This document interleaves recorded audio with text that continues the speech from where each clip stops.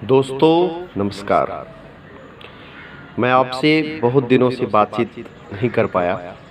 उसका मुख्य कारण था कि मैं कुछ सामाजिक कार्य में फंसा हुआ था। मैं एक शिक्षक के नाते ज्ञान भारती पुस्तकालय के संचालन में अपना योगदान देता हूँ और इसी पुस्तकालय के द्वारा प्रत्येक साल 26 जनवरी के अवसर पर एक आयोजन करवाया जाता है और उस आयोजन में मेरी भागीदारी रहती है, जिसके चलते समय में इस कार्य के लिए नहीं निकाल पाता हूँ, आपसे रूबरू नहीं हो पाता हूँ। लेकिन अब लगता है कि अब मैं राहत महसूस कर रहा हूँ। अब कबड्डी का भी आयोजन हो चुका है, तो अब हम आपसे समय समय पर अपनी बात रखा करेंगे, शेयर करेंगे। आप अपनी भी जो राय है, जो आपको बुझाएगा कि नहीं, मुझे लगता है कि सर ये बात ठीक नहीं बोल रहे हैं, तो अपनी राय आप देंगे, मैं उसे देखूंगा, कबूल करता हूं। गलतियां सभी से होती है। अगर मैं अपनी बात रख रहा हूं तो कोई ज़रूरी नहीं है कि हमारी बातें पूरी तरह सही हो। और अब हम मैटर पर आते हैं। साथियों, आज जो हम आपसे बात करेंगे वो है एक महत्वपूर्ण शब्द जिसका उपयोग बार बार इधर किया जा रहा है। इन दिनों बार बार आप उस शब्द को सुनते भी होंगे, आपको गर्व भी महसूस होता होगा, और वो शब्द है आत्मनिर्भरता, सेल्फ डिपेंडेंस। तो ये जो आत्मनिर्भरता वाली बात है, ये शब्द से स्पष्ट है। मैं सरल शब्दों में कहना चाहूँगा, आत्मनिर्भर भारत मतलब हुआ कि आत्मनिर्भर भारत के लोग आत्मनिर्भर हों, भारतीय वस्तु का उपयोग करें और आर्थिक स्थिति के लिए किसी का मोहताज नहीं रहे। इतनी कमाई उसकी अपनी ओर से हो जाए, अपनी व्यवस्था से हो जाए, ताकि वह अपने बच्चे को अच्छे स्कूलों में पढ़ा सके, भोजन का जो पौष्टिक भोजन है वह लेने में सक्षम हो सके, एक पक्के घर में रह सके,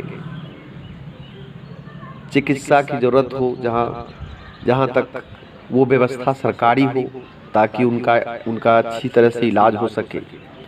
तो ये सब आता है आत्मनिर्भर भारत का मतलब। मैं समझता हूँ कि यही होता है। लेकिन आप समझ सकते हैं कि कोरोना काल के दौरान मैं एक दो पॉइंट उठाऊंगा इस पर, जिस पर आप गौर करेंगे तो लगेगा कि ये बातें कुछ हद तक सही है। कोरोना काल के दौरान भारत और चीन के बीच बहुत ही संबंध खराब रहे, और इस बीच आत्मनिर्भरता के शब्द का खूब उपयोग किया गया। चाइनीज सामान को लेकर भी कहा गया कि इसका उपयोग कम किया जाए।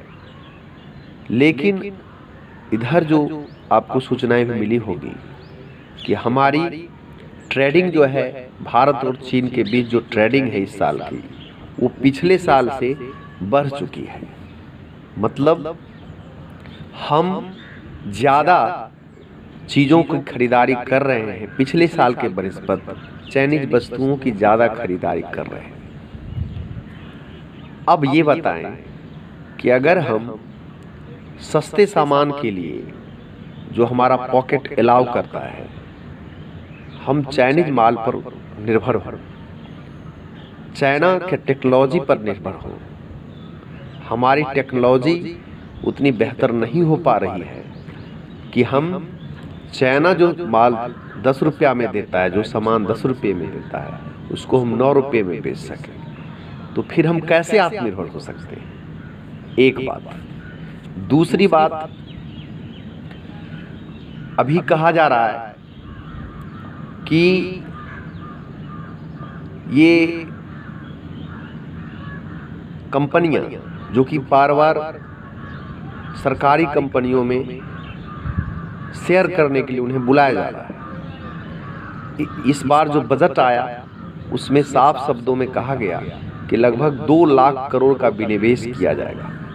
मतलब इतनी की संपत्ति इस साल बेची जाएगी, या फिर हमारी जो सरकारी संस्थाएं हैं PSU, उसमें इतना रुपया इन्वेस्ट करवाया जाएगा निजी लोगों के द्वारा। अब आप समझिए, जब कंपनी निजी हाथों में होगी, उत्पादन का क्षेत्र निजी हाथों में होगा, तो फिर हमें नौकरी के लिए सरकार के आगे हाथ फैलाने से कुछ नहीं मिलेगा। इसके लिए एक निजी संस्था के आगे हाथ फैलाना पड़ेगा। वो निजी संस्था भारतीय भी हो सकती है या विदेशी भी हो सकती है। एक बात आप हर हमेशा दिमाग में रखें कि निजी संस्थाएं या बड़े बड़े कॉरपोरेट्स जो होते हैं वो किसी देश के हो के नहीं रहते। आप जानते होंगे कि अभी हमारे ढेर सारे पूंजीपति अपना घर विदेशों में बना चुके हैं। बहुत सारे तो नागरिकता भी ले चुके हैं। उनकी अधिकतर संपत्ति विदेशों में निवेश किया हुआ है। तो कोई भी पूंजीपति किसी देश से बंध के नहीं रहता है। और पूंजीपति कॉरपोरेट जगत मुनाफे के लिए काम करता है। जनहित में काम करना सरकार का काम है। पूंजीपति का काम मुफ्त में वैक्सीन बांटना नहीं है। ये तो भारत बायोटेक जो है हमारी संस्था है, जिसके चलते हम अभी वैक्सीन मुफ्त में देने में सक्षम हुए। और वही कोविशील्ड जो है वैक्सीन, वो टैग है विदेशों के साथ, इंग्लैंड के साथ, तो वो पैसे पर मिलता है। लेकिन कोवैक्सीन जो है भारत की, वो मुफ्त में दिया जा रहा है। तो जब तक आप सरकार की अपनी नई चीजें नहीं होगी, तब तक ना सरकार रिबेट में दे पाएगी और ना ही मुफ्त में दे पाएगी गरीबों को। तो फिर किस तरह का आत्मनिर्भरता होगा। तीसरी बात, कृषि को लेकर सोचिए।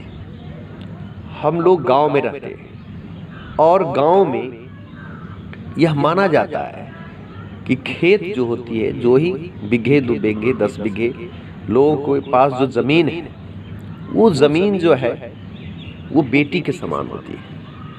लोग उससे बहुत मोह रखते हैं, बहुत काम आता है जमीन।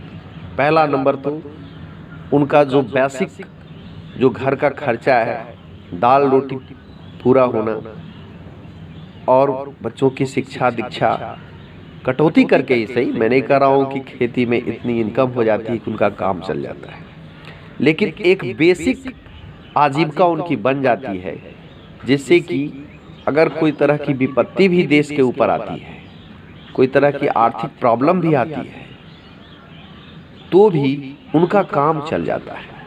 आप सब समझ सकते हैं कि 2008 में जब पूरे दुनिया में आई थी मंदी, भारत उसमें बच गया था। उसका मुख्य कारण यही था कि भारत के बैंक निजी हाथों में नहीं थी। भारत में जमीन लोगों के हाथ में है, जिसके कारण लोगों की आर्थिक स्थिति इतनी भर बनी रहती है कि उनकी इंडिपेंडेंसी पूंजीपतियों के ऊपर नहीं है, कॉरपोरेट्स के ऊपर नहीं है। अगर है भी तो उसका परसेंटेज अभी लगभग 30% के नीचे ही है। 70% आबादी जो हमारी है वो लगभग कृषि से जुड़े चीज़ों पर, कृषि पर, खेती पर इंडिपेंडेंसी है, और खेत भी इनके हाथ में है। जिसके चलते होता क्या है, जब उनको कोई विशेष ज़रूरत होती है, जैसे मेडिकल क्षेत्र में या फिर बेटी की शादी करनी होती है, कट्ठे 2 कट्ठे वे निकाल लेते हैं, उनका काम चल जाता है। कभी ए बी को दे देता है, जरूरत पड़ने पर बी खरीद लेता है, कभी बी को जरूरत पड़ता है तो वो ए के पास भेज देता है। यानी जमीन का जो है चक्रण होते रहता है, और लोगों का चक्र जो है, जीवन चक्र जो है, आर्थिक चक्र चलते रहता है। अब उस चक्र को भी बिगाड़ने की कोशिश की जा रही है। ये जो तीनों बिल है वो सीधा है कि अब सरकार ने समझ लिया कि हम उतने संसाधन लोगों को नहीं दे सकते हैं, या देने की हमारी मंशा नहीं है, जिससे कि उत्पादकता किसान बढ़ा सके, किसान अपने हाथों से खेती करके उत्पादकता बढ़ा सके। ये संसाधन देने की क्षमता या फिर कहें मंशा सरकार की हट गई। सरकार को इससे कोई मतलब नहीं है। सरकार सीधे चाहती है कि यह जमीन उनके हाथों में रहे जिनके पास ऑलरेडी संसाधन है, जो संसाधन के साथ खेती कर सकते हैं, जो उत्पादकता बढ़ाने में सक्षम हैं। जब ऐसा होगा तो ऑटोमेटिक है कि जब कॉरपोरेट खेती में आएंगे तो सरकार एक बात बहुत गोल गोल बोलती है कि देखिए, आपसे जमीन जबरदस्ती थोड़े ले जा रहा है, देना है तो दीजिए, नहीं देना है तो न दीजिए। अब आप ही समझिए कि जब कॉरपोरेट इसमें प्रवेश करेगा, उसकी उत्पादकता बढ़ जाएगी, तो एक ही रेट पर उसको मुनाफा हो जाएगा, और दूसरे जिसकी उत्पादकता कम होगी, जिसका संसाधन ही कम है, तो उत्पादकता कैसे अच्छी होगी? तो ऑटोमेटिक है उस रेट पर उसका क्या कहते हैं, घाटा नजर आएगा। उसका मजदूरी भी ऊपर नहीं होगा आम किसान का, तो उसकी मजबूरी होगी कि खेत उनको दे देना होगा। तो जब अब कहने का मतलब ये जो निर्भरता थी हमारी कि अपनी पैर पर हम खड़े थे खेती के बदौलत, वो भी अब जा रही है।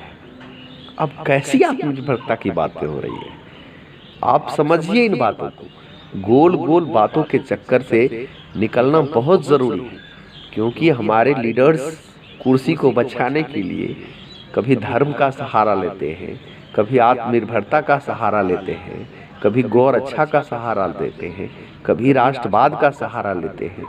आपको अपने नॉलेज से, अपने ज्ञान के स्तर से इस बात को समझना पड़ेगा कि आत्मनिर्भरता का मतलब क्या होता है, हमें क्या समझा रहा है। जब तक आप ये नहीं समझेंगे, तब तक मुझे नहीं लगता है कि आप डिसीजन लेने में सक्षम होंगे और देश को बचाने में सक्षम होंगे। मैं जो समझता हूँ, मैं चाहता हूँ कि आपके साथ भी शेयर करूँ।